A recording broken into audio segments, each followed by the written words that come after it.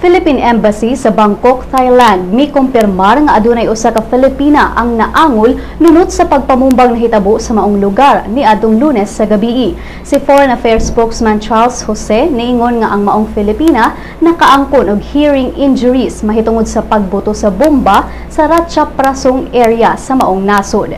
Sigon sab ni Jose nga padayon ang pag-recover sa maong Filipina, kuyog ang pamilya nga iyang gitrabahuan sa Thailand apan hangyo ang Pinay nga dili sa ibutyag ang mga personal nga detalye kalabot kaniya. Apan gawas sa maong Filipina nga naangol, wala pay kumpirmasyon gikan sa maong buhatan kung aduna bagyoy Pinoy nga namatay sa maong pagpamumba.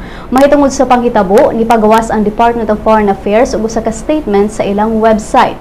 Matod sa DFA nga gikondenar sa Pilipinas ang panghitabo sa Thailand. Ang Philippine Embassy sa Bangkok padayon pasab nakigkoordinar sa mga ospital sa nasud aron maklaro kung aduna bagyoy mga Pinoy nga naapil sa mga nangamatay o laing nangaangol sa insidente.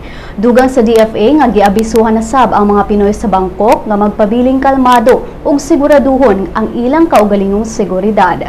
Karong adlaw giablihan na pagbalik alang sa publiko ang lugar diin nahitabo ang pagpamumba. Pipila ka mga tao ang nitungan sa maong lugar aron sa pag-ampo alang sa mga nangamatay sa insidente.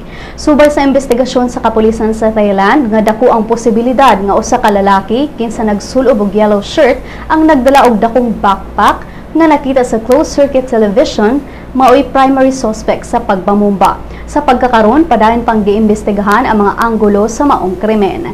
Kahinumduman nga di mumino sa 20 ka mga tao ang namatay ug laing kapin sa 120 ang naangol sa maong pagpamumba.